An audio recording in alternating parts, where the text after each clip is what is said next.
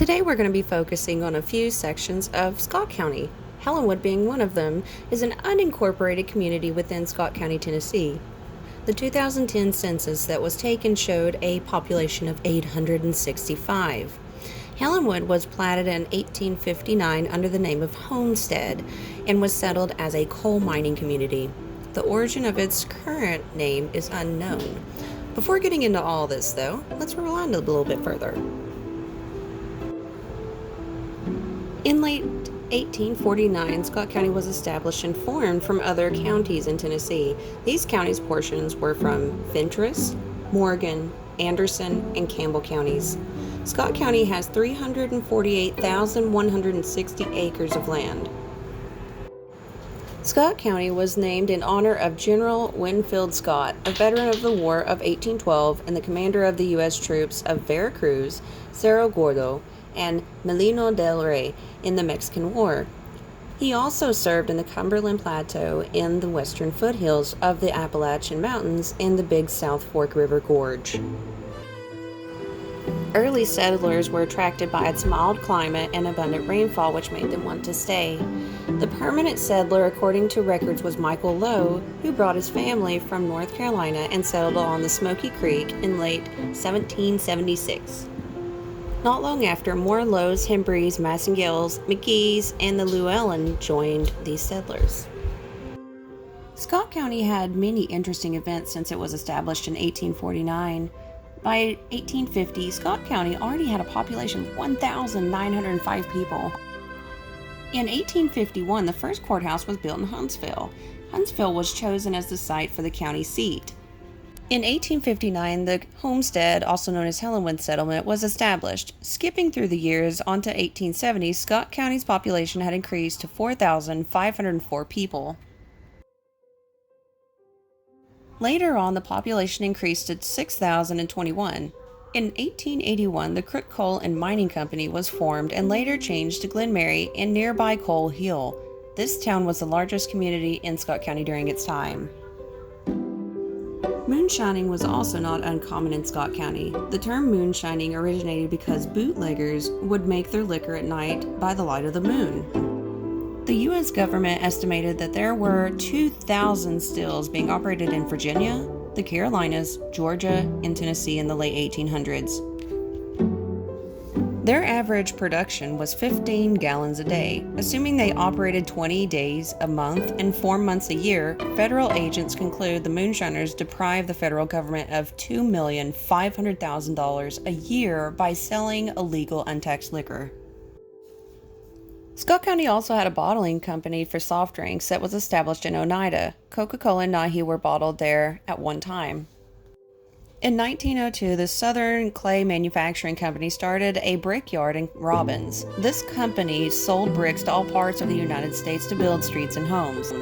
In 1903, the New River Lumber Company was established at New River. 3 years later, in 1906, Pearson's Flooring Mill, forerunner of Hardco, started its production. Huntsville High School was built in 1908. Also in that same year, the Treat School for Boys was built in Helenwood. The students who attended this school were from some of America's wealthiest families. The Dodge brothers even attended this school. These two brothers were from the Dodge Motor Company family. There were also many other famous children who attended the school. In 1909, the Norcross Mill was built in Norma. It was the largest in the South. A clothespin factory was built to employ women. In 1910, the population of Scott County was up to 12,947 people. 10 years later, a serious train wreck happened in New River. Thankfully, only a small number of people died. In 1927, a well-known Dr. W. Faust was shot and killed at a movie in Robbins by Ben Fowler. J.W. West, deputy sheriff, was also shot and killed by Ben Fowler at the movie where Dr. Faust was killed. Ben Fowler was the only resident of Scott County to be executed by being electrocuted in Nashville, Tennessee. This made news in multiple newspapers, even those out of state.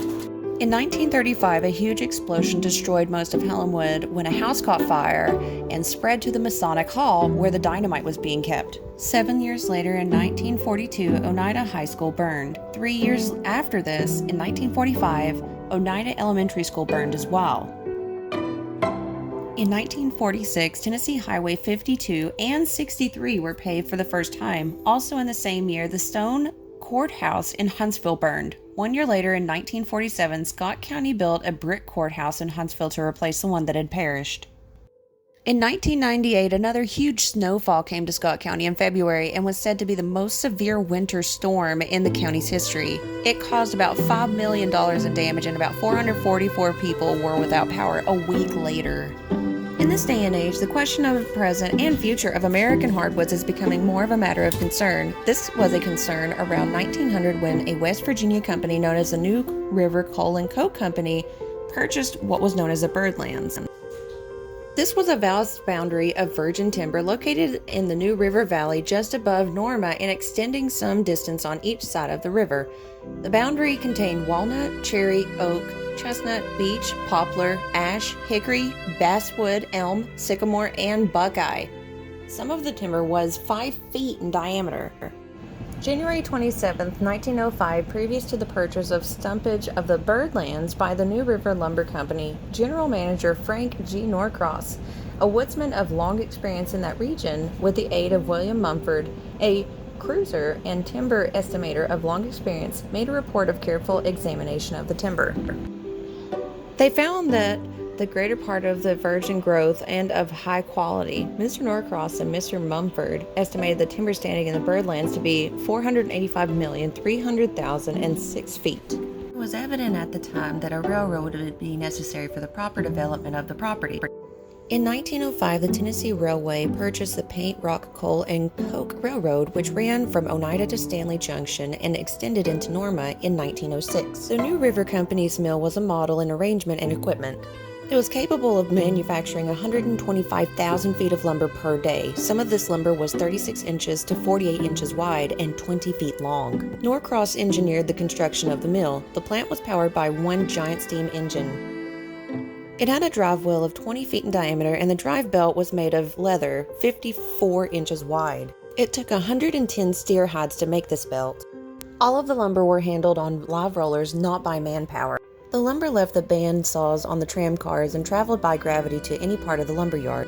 The empty tram cars at first were pulled back to the mill by mule power, but later an elevated tram track was constructed whereby the empty cars traveled back to the mill by gravity, thus making the entire operation gravity-powered. This was the only construction of this nature in the United States at the time. The mill in the lumber yard was protected by a water system fed by a 10-inch main capable of water delivery of up to 1,000 gallons per minute. There was no fire loss during the life of the operation. The source of the water for the system was from New River, which flowed by the lumber yard. To ensure a bountiful source of water, a rubble dam was built across the river about 3 miles down the stream of Bull Creek, thus created a lake from Bull Creek to Norma. A second dam was built of concrete next to the mill to store logs in it. It developed that the boilers could not use this water because the tannic acid in the water created by the logs. A third concrete dam was built to store water in for the boilers. It was also stocked with sun perch, bullgills, red eye, and rock bass fish so people could enjoy fishing. Hey guys, thanks for watching documentary part 1 of Scott County, Tennessee. I hope you enjoyed it. Also, make sure to hit that like and subscribe button to get notified when I post more content. You can also check out my Facebook page, Author Kylie Cecil, and follow me. Thanks for watching.